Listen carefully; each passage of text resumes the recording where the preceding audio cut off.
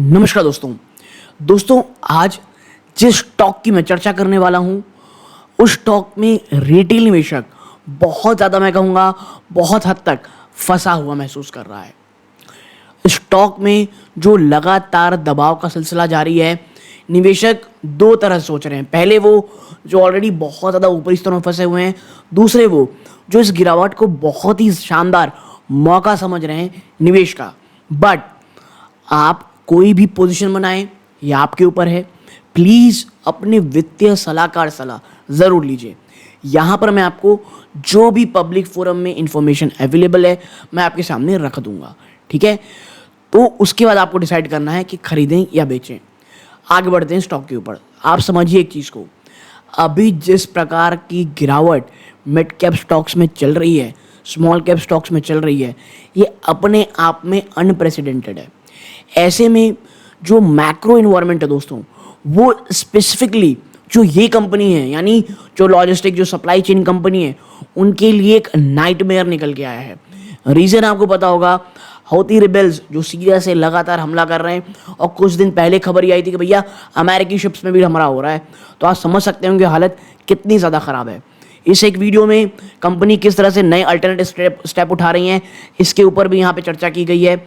लेकिन वो कैसे वॉल्यूम्स में नेगेटिव इम्पैक्ट कर रहा है, ये भी आपको जानने को मिलेगा। आप समझिए ये बात को कि स्टॉक करेंटली एक बहुत ज़्यादा प्रेशर के दौर पे, क्योंकि एज अ सेक्टर बहुत दबाव में। अभी मैं हमेशा कहता हूँ, अगर आप जब भी मार्केट में निवेश कर रहे होते हैं तो आपको ये चीज़ समझनी पड़ेगी, इस प्रकार के खतरे हमेशा रहते हैं। अब भाई किसे पता था कि वहाँ से लगातार हमले शुरू हो जाएंगे, और जो एक बहुत ही एक शानदार अपॉर्चुनिटी दिख रही थी बिजनेस की, वो नाइटमेयर में टर्न हो जाएगी।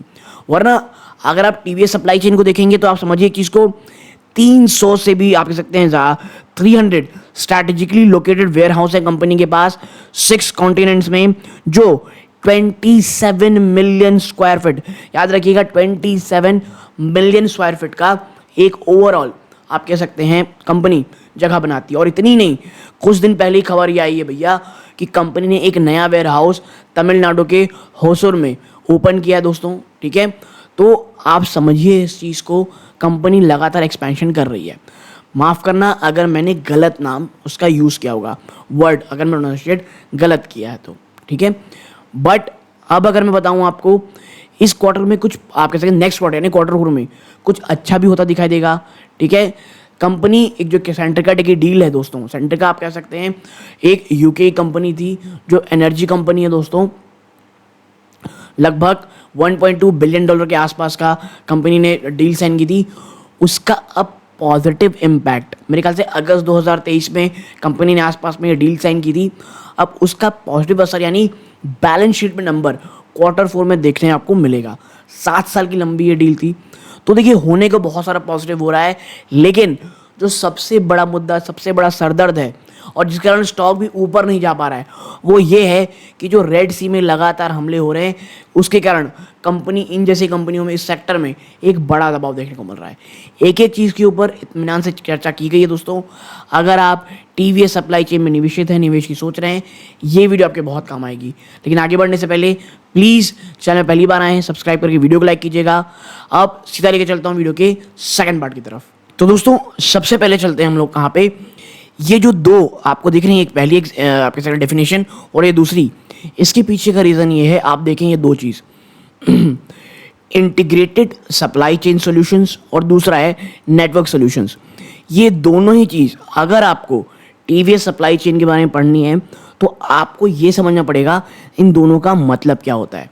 देखिए जो टीवीएस सप्लाई चेन आप देखें यहाँ पे, a supply chain solution provider with end to end capabilities. अगर आप बहुत आसान भाषा, बहुत ही सिंपल एंड बताऊं तो ये जो टीवीएस सप्लाई चेन है, ये end to end supply chain में आप सामान को पूरी तरह, आप कह सकते जो भी सामान हो सकता है, उन तमाम चीज़ों को एक जगह यानी स्टार्टिंग पॉइंट से जो उसका एंड पॉइंट है उसको प्रोवाइड कराता है। और चाहे वो ट्रैकिंग हो गई, सामान की पैकेजिंग हो गई, वो हर एक चीज़ कराता है, अगर ये बहुत ही लेमन लैंग्वेज चर्चा करें तो।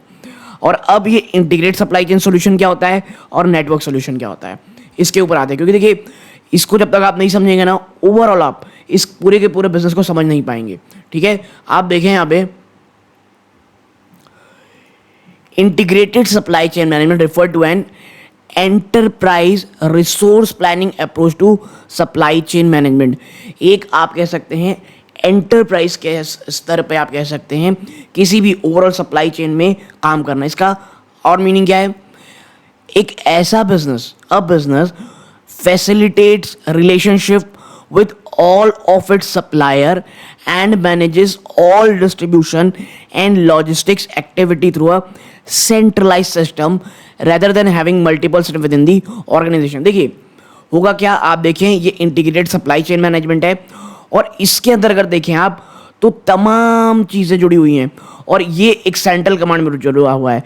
यानी आप ये कह सकते हैं जो भी आपका ओवरऑल प्रोसेस है उसको सिर्फ एक जगह से कमांड किया जा रहा है और वही हिसाब से जैसे क्या क्या है भाई साहब, inventory management control, demand lead time management, material management, manufacturing assembly, storage transportation को लेकर के, तो हर एक चीज़ जो मैनेज किया जा रहा है, ठीक है, उसको एक सेंट्रलाइज सिस्टम के साथ जोड़ के रखना, यानी वहाँ पे कंट्रोल करना।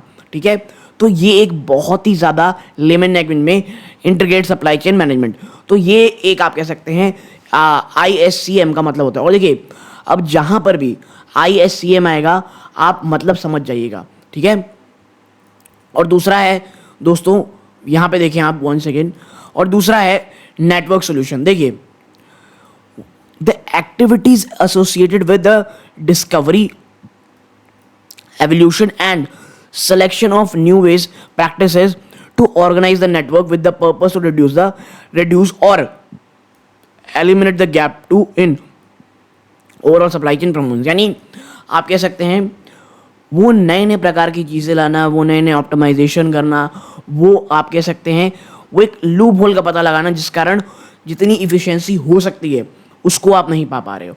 तो ये ओवरऑल आप कह सकते हैं चीज़ें हैं तमाम चीज़ों में। ठीक है, अब आप देखें यहाँ पे ये नेटवर्क सॉल्यूशंस दोस्तों, यानी नेटवर्क में जो भी खामियां हैं उसको सॉल्यूशंस बनाना, उसके लिए ये बहुत ही लेमन लैंग्वेज में आपके साथ में चर्चा कर रहा हूँ। अब आते दोस्तों कंपनी के बारे में, आप देखेंगे यहाँ पे, ठीक है, ये तो उसका कंपनी क्या करती है लिखा हुआ है। अब भाई देखिए we are a global business headquartered in India. आप देखें कंपनी की प्रेजेंस ऑल अक्रॉस कंट्री है दोस्तों। ठीक है, वी प्रेजेंट अक्रॉस इंडिया हो गई दोस्तों। ये आप देख सकते हैं कहाँ कहाँ ये भारत में मौजूद है, लगभग हर एक क्षेत्र में आप देखने को मिलेगा। आप देखें शेयर ऑफ फाइनेंशियल 23 रेवेन्यू 29.6%। इसको मैं आगे चल के और चर्चा करेंगे, अभी यहाँ उतना चर्चा करने की ज़रूरत नहीं है दोस्तों। ठीक है, 1 सेकेंड आगे बढ़ते हैं। देखिए we have a diverse customer base with long term relationships in both segment। ठीक है, कंपनी ऐसा नहीं कि बहुत ही छोटे छोटे टर्म के लिए इनके पास क्लाइंट आते हैं, एक बार क्लाइंट आते हैं तो फिर चले जाते हैं, ऐसा नहीं दोस्तों। कैसे आप देखें डाइवर्सिफाइड कस्टमर बिजनेस, कैसे सबसे बड़ा बिजनेस से आता है इंडस्ट्रियल, उसके बाद ऑटो, फिर टेक और टेक इंफ्रा से, फिर कंज्यूमर, फिर रेल और utilities, then health care, then others. यानी सिर्फ एक किसी में डिपेंडेंट नहीं कंपनी। हाँ, आप ये कह सकते हैं कि भाई बहुत बड़ा स्तर इंडस्ट्री से आता है इनके पास। आप देखें customer relation, average length of relationship क्या है of top 10 customer in financial 23। भाई साहब ये जो ISC है जो हमने ऑलरेडी चर्चा की हुई है 10.9, ऑलमोस्ट 11 साल है, और नेटवर्क सोल्यूशन में 10.5 साल। यानी आप देखें जब एक क्लाइंट आ जाता है ना, छोड़ के नहीं जाता दोस्तों। यानी आप समझें कंपनी अपने काम के लिए कितनी एफिशिएंट है। We work with 72 of the Fortune global 500 customer. इनके पास 72 कस्टमर है दोस्तों। कौन से? जो आप कह सकते हैं ग्लोबल 500 के कस्टमर है। यानी ये इस बात का परिचायक है कि कंपनी कितना ज़्यादा क्वालिटी वर्क करती है दोस्तों। ठीक है, आगे देखते हैं कंपनी का ग्रोथ विजन क्या है। तो भैया $25 बिलियन की कंपनी बनना है, टॉप 50 ग्लोबल कंपनी बनना है, और $100 मिलियन का प्रॉफिट। याद रखिएगा ये प्रॉफिट और डॉलर की बात हो रही है, और प्रॉफिट की बात हो रही है $100 मिलियन। लेकिन मैं आपको बता दूं भाई साहब इनका ग्रोथ विजन है, प्लीज़ इसको देख करके एकदम से उत्साहित मत हो जाइएगा। ठीक है, ये चीज़ें हैं। अब ये प्रेजेंटेशन में थी तो मुझे लगा जो इन्वेस्टर प्रेजेंटेशन बातें हैं वो आपके सामने रखनी जरूर चाहिए दोस्तों। अब आते हैं कहाँ पे दोस्तों, यहाँ पे देखिए strategic interventions, update on proposed merger. देखिए एक मर्जर का प्रपोजल भी था थोड़े दिन पहले, वो क्या था यहाँ पर बहुत अच्छे तरीके से कहा गया है। आप देखें 5 फरवरी 2024 को कंपनी ने आप कह सकते हैं किस चीज़ के लिए तमाम जो बिजनेस का जोड़ करके जो एक बड़ी ताकत बनती है उसका इस्तेमाल करने की बात कही गई है। और ये जो तमाम कंपनीज आप पढ़ सकते हैं इनको अब एक किया जाएगा। ठीक है, आप देखें the draft scheme of amalgamation which provide for the merger of the following entity with into TVS supply chain solution। ठीक है, तो ये चीज़ें हो गई। अब आगे चलते हैं। अभी ये लिखा गया, जब ये वीडियो आप इसके जब ये लिखा था कि जो स्कीम है ये अभी to the sanction and approval of the NCLT, अभी NCLT हुई नहीं, याद रखिएगा, ये भी मर्जन होने वाला बात कह दी गई है, अभी NCLT का अप्रूवल नहीं आया दोस्तों। ठीक है, आगे बढ़ते हैं। आप देखें strategic interventions, repayment of borrowing. देखिए एक सबसे बड़ा सरदर्द, सबसे बड़ा इशू, और जो मैं पर्सनली बहुत ज़्यादा निगेटिव मानता हूँ एक कंपनी के लिए, वो है कर्जा। लेकिन देखिए जिस बिजनेस में कंपनी है उसमें हर एक कंपनी में आपको डेट ज़रूर मिलेगी। और देखिए यहाँ पर भी यही लिखा है कि भैया IPO से पैसे हुए ना, कंपनी ने उसने जो अपने कर्जे हैं उसे कम करने में काम किया। ग्रॉस बोरोइंग IPO से पहले कितनी थी? 1783 करोड़। अब IPO के बाद जो रीपेमेंट की गई, आप देखें as per object of the offer 525 crore, इसमें 524 करोड़ पे कर दिया गया है। Net repayment from internal accrual और अदर ये 515 करोड़ रुपए, यानी 524 IPO का पैसा, 515 करोड़ खुद से। और 31 दिसंबर तक आप देखेंगे 744.2 करोड़ रुपीस की टोटल बोरोइंग है ना। एंड कंपनी ने जो टर्म लोन्स हैं उसको कंप्लीटली रीपे कर दिया गया है, यानी एक काफ़ी शानदार भविष्य की ओर कंपनी आगे बढ़ रही है दोस्तों। ठीक है, और ये काफ़ी पॉजिटिव चीज़ है। अब बात कर लेते हैं भाई जो मेन नेगेटिव एस्पेक्ट है, जो मेन नेगेटिव चीज़ ओवरऑल सप्लाई चेन कंपनीज के लिए काम कर रहा है, वो क्या है? Business environment, macro factors influencing our business. कुछ मैक्रो फैक्टर्स हैं जो बहुत बुरी कदर कंपनी में आप कहते हैं प्रॉब्लम कर रहे हैं। क्या? इंटीग्रेटेड सप्लाई चेन सोल्यूशन, ये क्या है? Demand driver continue to be robust across geography and we are seeing new opportunities both with existing customer and new customer। देखिए ये जो एक बिजनेस सेगमेंट है वो बहुत ज़्यादा अच्छा कर रहा है और एग्जिस्टिंग कस्टमर से तो काम मिलने ही वाला है, कुछ नए कस्टमर भी जुड़ रहे हैं। ठीक है, now market conducive to deeper engagement with supply chain partners. Now global forwarding solutions, global trend of slow down in freight continues. ये जो ग्लोबल आप ऐसा ट्रेड में जो फ्राइट में स्लो डाउन में साफ देखने को मिल रहा है।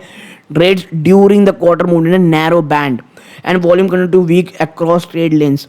और देखिए ये जो एक्सपोर्ट बिजनेस है, जो फ्राइट का बिजनेस है, वो बहुत बड़ा सरदर्द बन के उभर रहा है और यही कंपनी कह रही है दोस्तों, ठीक है, कि वो अभी भी एक बड़ा सरदर्द है। तो फिर वो निवेशक जो यहाँ पे तुरंत निवेश करने की बातें कह रहे हैं, मैं फिर कह रहा हूँ प्लीज़ मार्च क्वार्टर से पहले अगर आप इस वीडियो को अगर रिजल्ट जैसा आता है उसका देखने का इंतज़ार करना चाहते हैं प्लीज़ कर लें, वरना अगर जो ये गिरावट हुई है और ज़्यादा सीवियर हो गई, स्टॉक 150 के आसपास भी शायद आपको जाता हुआ दिखते रहेगा। ठीक है, आप देखें जो रेड सी सिचुएशन, जो हouthi रिबेल्स जो लगातार आप कह सकते हैं वहाँ पे जो भी आप कहते हैं रेड सी में जो भी शिप जाती, कंटेनर शिप जाती है, उस पर लगातार हमला कर रहे हैं। आप देखें जो रेड सी में लगातार अटैक किया जा रहा है, resulting changing route and sailing past Cape of Good Hope. यानी केप ऑफ गुड होप किसको मिलता है? देखिए पहले क्या था, आप आराम से जो ईरान का एरिया है, जो ईरान का जो पैसेज होता है वहाँ जा सकते थे सीरिया से, लेकिन लगातार जो हमले हो रहे हैं रेड सी में, वो एक पूरे के पूरे ग्लोबल सप्लाई चेन में बहुत निगेटिव एक्सपेक्ट कर रहे हैं। और आप समझिए मेरे को मैं क्यों बोल रहा हूँ कि अब लोग केप ऑफ गुड होप से जा रहे हैं, यानी जो पहले शॉर्टकट लेते थे अब वो अफ्रीका के जो निचले स्तरों से वहाँ से जा रहे हैं दोस्तों। और जो 15 से 20 टाइम आपका दिन बढ़ा रहा है, longer turn around cycle are leading shortage of capacity, vessel owner are levying surcharges making rate increases transparent. ठीक है, यानी ये चीज़ दोस्तों इस बार के क्वार्टर रिजल्ट में आपको बहुत ज़्यादा देखने को मिलेगी। इसीलिए कह रहा हूँ, बार बार कह रहा हूँ, फिर यहाँ पर रिपीट हो रहा है कि शायद मार्च का क्वार्टर एक बड़ा सरदर्द शायद देखने को मिले। ठीक है, आगे है ये कंपनी के क्वार्टर 3 के हाईलाइट दोस्तों। मोमेंटम जो ISC में है ना दोस्तों, ISCS में वो जो एक सेगमेंट है वो बहुत अच्छा काम करता दिखाई दे रहा है। आप देखें क्वार्टर 3 का जो रेवेन्यू था 1272 करोड़ था, 14.7% की ईयर ऑन ईयर बढ़ोतरी आपको देखने को मिल रही है। Broad based revenue growth across India, Europe और यूएस, चाहे भारत हो, यूरोप हो, यूएस हो, वहाँ से अच्छे बिजनेस हो रहे हैं। Revenue growth adjusted for impact of UW strike in October 23 has been 60.6%। ठीक है, आप देखें आगे यहाँ पे momentum in business development continue, की कॉन्ट्रैक्ट इन Q3, कंपनी ने Q3 में कुछ की कॉन्ट्रैक्ट भी जीते हैं। आप देखें एग्रीकल्चर इक्विपमेंट मैन्युफैक्चरर यूएसए से, commercial passenger vehicle OEM original equipment manufacturer India में, ग्लास मटेरियल मैन्युफैक्चरर इंडिया में, डिफेंस कॉन्ट्रैक्टर यूके में और बियरिंग मैन्युफैक्चरर इंडिया में। यानी यूएस और इंडिया से जो नए कॉन्ट्रैक्ट है कंपनी को लगातार मिल रहे हैं। ठीक है, जो बिजनेस ड्राइवर्स हैं वो लगातार भी मजबूत हैं, सपोर्टेड बाय स्ट्रॉन्ग एग्जीक्यूशन। ठीक है, वैसे देखिए अब तो मार्च खत्म होने वाला है, अप्रैल में नए क्वार्टर के रिजल्ट आएंगे, तो इसके ऊपर कभी चर्चा करेंगे तो वहाँ इत्मीनान से करेंगे। अभी यहाँ पे मैं हाईलाइट रख दिया हूँ, और ये जो नीचे है दोस्तों इसे पॉज करके आप पढ़ना चाहें तो पढ़ सकते हैं। लेकिन देखिए इसमें थोड़ी चर्चा जो है, अब एक integrated final mile business study Q3 में जो रेवेन्यू है दोस्तों वो सीजनैलिटी के कारण काफ़ी इंपैक्ट हुआ, क्योंकि दिसंबर में हॉलीडे सीजन होता है और कस्टमर चर्न, एक आप सकते हैं कस्टमर की कमी देखने को मिलती है। We are implementing operational improvement initiatives, लेकिन कंपनी ने इसका समय का फायदा ऑपरेशनल इनिशिएटिव्स में, ऑपरेशनल इंप्रूवमेंट में बढ़ाया दोस्तों, कि ऑपरेशन में कहाँ पे कमी है उससे पर हटा सकते हैं। Freight rates continue in narrow band. ठीक है, आप देखें revenue decline quarter on quarter, आप देखें air freight volume up quarter on quarter, but ocean freight volume decline quarter on quarter. यानी आप समझिए जो हाउती रिबेल्स हैं उन्होंने बहुत परेशान कर रखा है। जो एयर के थ्रू जाता है दोस्तों, आप कह सकते हैं एयर के थ्रू जो भी फ्लाइट जाती है, जो भी सामान जाता है, वहाँ तो वॉल्यूम बढ़ा, लेकिन ओशन के थ्रू जो फ्लाइट जाता है वहाँ पे कमी देखने को मिल रही है। रेट सिचुएशन को लगातार देखा जा रहा है। Rate spike late December but volume has been impacted. Price में बढ़ोतरी तो हुई है, नो डाउट, ठीक है, लेकिन जो वॉल्यूम्स हैं उसमें बड़ा इम्पैक्ट पड़ा है। अब भैया साफ बात है, अब जब आप जहां आप सीरिया के थ्रू होकर के जा सकते थे, अब आपको अफ्रीका के थ्रू जाना पड़ रहा है, 15 से 20 दिन आपको एक्स्ट्रा लग रहे हैं, तो आपको पैसे तो मिल रहे होंगे, लेकिन जो वॉल्यूम में गिरावट है वो साफ देखने को मिल रही होगी। ठीक है, ये प्रकार की चीज़ें हैं। आगे बढ़ते हैं दोस्तों, देखिए नेटवर्क सोल्यूशन का बिजनेस वैसे ही कम था। ये क्वार्टर की कंसोलिडेटेड परफॉर्मेंस की समरी है, ये आप पॉज करके पढ़ना चाहते हैं पढ़ सकते हैं, लेकिन मुझे लगता है अब अगले क्वार्टर में जब नंबर्स आएंगे तब वहाँ चर्चा करेंगे, बट ऑलरेडी जो नंबर्स है उसकी चर्चा हम कर चुके हैं। आगे बढ़ते हैं, ये सेगमेंटल परफॉर्मेंस है। ठीक है, ISCS और नेटवर्क सोल्यूशन को लेकर के यहाँ पर 46.7% पहले आता था दोस्तों Q3 में। एक साल के बाद नेटवर्क सोल्यूशन का बिजनेस, जैसे मैंने कहा, स्लो डाउन है, तो वो मात्र 42.7% में हो गया, अब 53% से, और आप देखेंगे इस बार ये 57% रहा है, और पिछले क्वार्टर से भी आप देखेंगे तो यहाँ पे आपको बढ़ोतरी देखने को मिल रही है। इंडिया और रेस्ट ऑफ द वर्ल्ड से अगर आप देखेंगे तो भारत में 29.8% धंधा होता था एक साल पहले Q3 में, जो इस बार दोस्तों आप कह सकते हैं ऑलमोस्ट सेम ही रहा है। तो भैया रेस्ट ऑफ द वर्ल्ड से 70% आता है, भारत से 30% धंधा आ रहा है। ठीक है, और मैं इसीलिए कह रहा हूँ भैया, जब आपका 70% बिजनेस बाहर से आ रहा है ना, तो हाउती रिबेल में ये जो सीरिया में नाटक चल रहा है, ये आपके जो आप कह सकते हैं वॉल्यूम्स है उसको इम्पैक्ट ज़रूर करेगा, ये प्लीज़ याद रखिएगा। ये मार्जिन एक्सपेंशन की बात है, बिजनेस डेवलपमेंट एफर्ट की कंपनी कहाँ का नए कॉन्ट्रैक्ट जीते, हमने ऑलरेडी चर्चा की हुई है। अब बात कर लेते हैं क्या कॉन्फ्रेंस कॉल हाईलाइट्स की। आप देखें कंपनी का जो सप्लाई चेन सोल्यूशन है दोस्तों, उस सेगमेंट ने काफ़ी स्ट्रॉन्ग ग्रोथ दिखाया है, मार्जिन में एक्सपेंशन दिखाया है, और कंपनी प्रॉफिटेबिलिटी में भी वापस आ रही है। ठीक है, लेकिन जो नेटवर्क सोल्यूशन है उन्होंने दोस्तों बड़ा झटका दिया है। आप देखिए यहाँ पे ISCS segment revenue grew 14.7% year on year in Q3 और 16.1% का जंप है 9 मंथ बेसिस में। मार्जिन भी आपको यहाँ एक्सपेंशन देखने को मिल रहा होगा ISCS सेगमेंट में, और with margin at 10.5% for the quarter और 10.4% 9 मंथ बेसिस में। ठीक है, नेटवर्क सोल्यूशन सेगमेंट में आप देखें 24.9% गिरावट है, जहां IC सेगमेंट 14.5% से थोड़ा सा ऊपर है, यहाँ पर गिरावट उससे कहीं ज़्यादा है दोस्तों। ठीक है, आप देखें यहाँ पे year on year with margin at 4.4%, यानी जो नेटवर्क सोल्यूशन बिजनेस है उसने बहुत बड़ा झटका दिया है कंपनी के ओवरऑल परफॉर्मेंस में दोस्तों। ठीक है, तो नेटवर्क सोल्यूशन की बात देखें, रेवेन्यू फ्रॉम ऑपरेशन जो इस बार क्वार्टर में आया है वो 2221.8 करोड़ का रहा है। अदर इनकम इस क्वार्टर में 21.6 करोड़ की रही है, जिसमें एक्सचेंज गेन और इंटरेस्ट इनकम भी है। ठीक है, आगे बढ़ते हैं। कंपनी ने कुछ स्ट्रैटेजिक इनिशिएटिव्स भी लिए हैं। आप देखिए यहाँ पे external challenges face in the freight business due to Red Sea situation. जैसे मैंने पहले बताया जो रेड सी सिचुएशन चल रही है, रेड सी में जो सीरिया की तरफ से जो हौती रिबेल्स की लगातार हमले हो रहे हैं, और कुछ समय पहले तो खबर ये आ रही थी कि भैया अमेरिकन शिप्स में भी लगातार हमला हो रहा है। तो आप समझ सकते होंगे कितनी ज़्यादा स्थिति बुरी है वहाँ पे। The company aims to become top 50 logistic company across the world. ठीक है, कंपनी टॉप 50 कंपनी बनना चाहती है अक्रॉस द वर्ल्ड। ठीक है, लॉजिस्टिक कंपनी ना, टॉप वर्ल्ड की कंपनी नहीं दोस्तों। आप देखें strategic interventions include discontinuation and sale of subsidiaries. ठीक है, कंपनी ने बहुत सारे जो सब्सिडी उसको डिसकंटिन्यू किया, कुछ सब्सिडी को बेचा और लॉन्ग टर्म लोन्स को रीपे किया। जी हाँ, देखिए लॉन्ग टर्म लोन्स को पेमेंट इसलिए जल्दी की जा जाती है और खास करके तब जब इंटरेस्ट रेट इतने ज़्यादा हाई चल रहे हैं, ताकि जो आप कह सकते हैं कॉस्ट ऑफ फाइनेंस है उसमें थोड़ी कमी आए। ठीक है, और इस बार जो Q4 के नंबर आएंगे मैं वही देखना चाहता हूँ कि कॉस्ट ऑफ फाइनेंस किस प्रकार का रहा है। ठीक है, कंपनी ने आप कह सकते हैं एमएल में, ये हमने चर्चा कर चुके हैं, जो तमाम जो कंपनी को इकट्ठा कंपनी कर रही है, और board approval enabling resolution for 250 crore रुपए की जो इन्वेस्टमेंट इन लार्ज डील्स दोस्तों।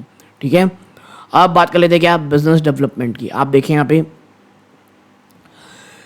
सेंट्रिका जो डील है, जैसे हैं start coming to the numbers, अब वो कंपनी को नंबर्स भी शो करने लग गए हैं, और जो फुल इम्पैक्ट है इसका जो सेंट्रिका डील का है वो Q4 में आपको देखने को मिलेगा। Business development efforts continue deliver result.